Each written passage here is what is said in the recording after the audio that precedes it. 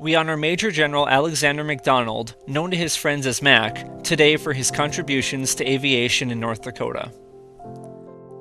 Mac was born in 1929, and, as a child, he vividly remembers his first experiences with flying, which sparked his fascination for the field. Well, my first experience with aviation, I had a cousin who was an implement dealer, subsequently became the head of the CAP in North Dakota, by the name of Floyd Plath, and he gave me my first ride in an airplane. Since that time, I loved it then, and I was out on the farm at Davenport. I used to watch the P-51s fly over from the Air Guard, and went to college at NDSU and started taking lessons from one of the members of the Aviation Hall of Fame, Oscar Ness.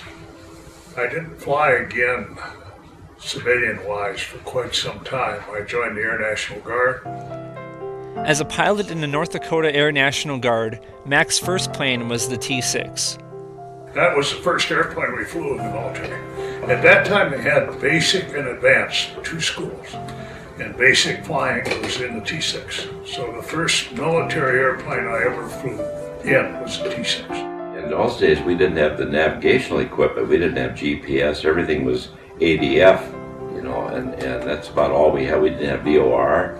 So in the T6, we trained with a hood overs in instrument training, and it was really a workout. And of course, no air conditioning. We both trained in the South, and you'd be hot and sweaty and working these A patterns and B patterns all on instruments with pretty much needle ball and airspeed.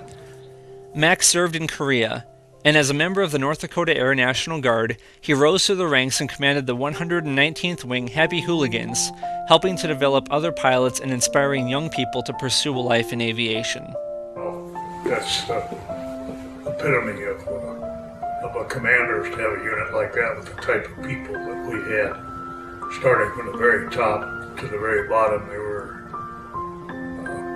people that had a work ethic, they cared what they did, they were very responsible, and we enjoyed it. Mac also had tenure in the Guard as North Dakota Adjutant General.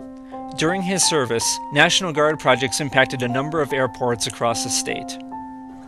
Yes, we were involved in several instances where our participation in the airport was able to secure longer runways, better runways, navigation aids and things like that because of the fact we were using the airport and needed those kinds of things. Hector International Airport has also benefited from Mac's presence on the Municipal Airport Authority of Fargo. Well, it's been a great experience.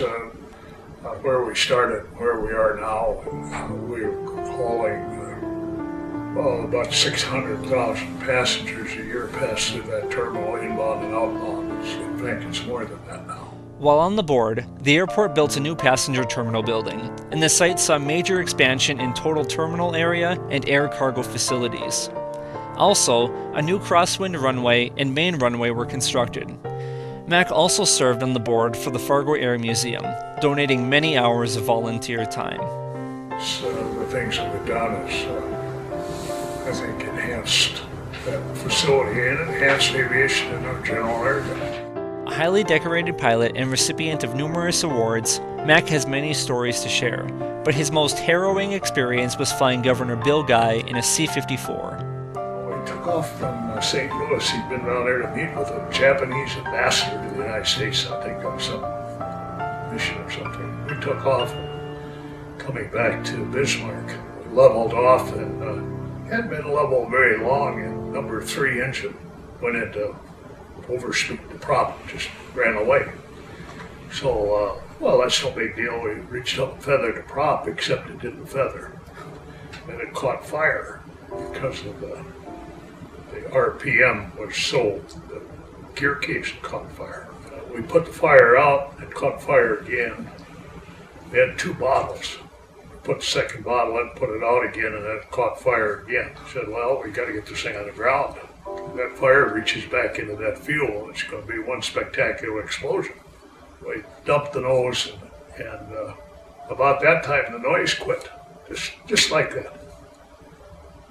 And I looked over at Beck, and he looked back at me, and he said, "The engine fell off."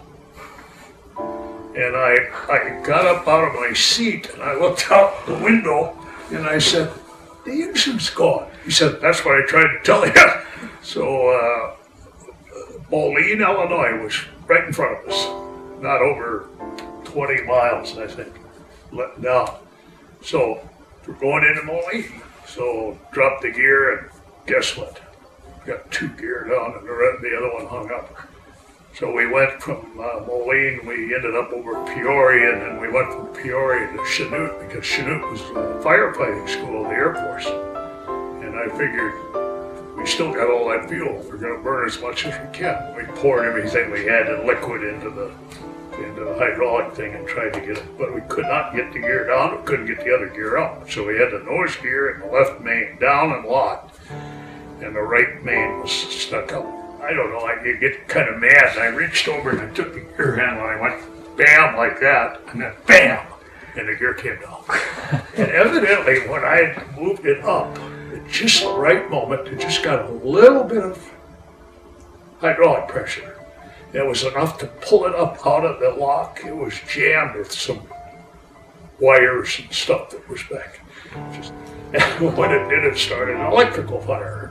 So we called the tower and said, we're got electrical fire. We're shutting down everything, all electrical. Get them off the runway. I'm on downwind. I'm landing. Came down final, and just as I told Dale ahead of time, I said, just as I flare, I want you to pull the mixture controls on all 4 and turn the mags off. And we didn't have any electrical at all anyway, so he did that. And we landed and rolled out, and of course had nothing, had no nothing. So very slowly we roll off the runway, very slowly. And up ahead is a big runway distance marker. I'll never forget it. Oh. It was just like we aimed for it. I couldn't have done any better. Went right over the top of the thing. Then we stopped, and then this fire truck came in. And I'm not kidding. It had a nozzle on it. It was at least 6 foot in diameter with a whole bunch of holes in it. And I thought, my goodness, they're going to push that thing in the airplane and drown us. He always tells me, he said, "Oh, thank you for saving my life." I said, "Governor, I had no idea saving your life. I was trying to save my own."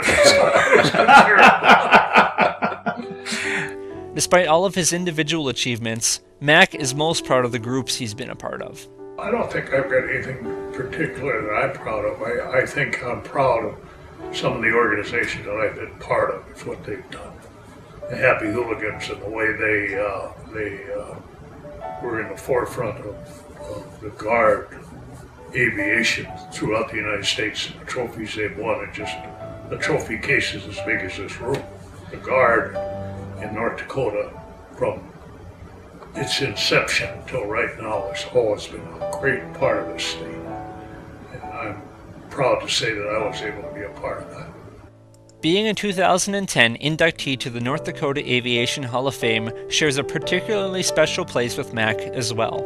Very humbling when you look at the people that are on that list, and to be recognized as someone approaching that way, it's a very humbling experience.